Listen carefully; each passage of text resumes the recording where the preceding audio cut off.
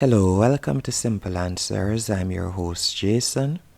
In this video, I'll be showing you how to take screenshot on iPhone 12 or up by tapping.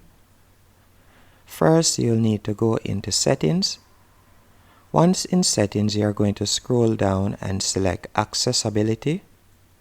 After you have selected Accessibility, you're going to tap on Touch. Then you'll scroll down a bit and you will see the option Back Tap. You're going to tap on that. Then you'll select Double Tab.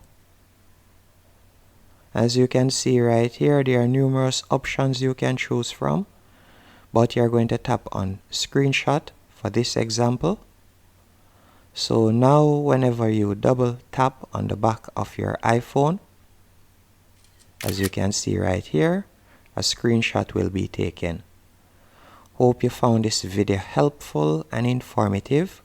If you did, be sure to hit the like button and subscribe, and thank you for watching.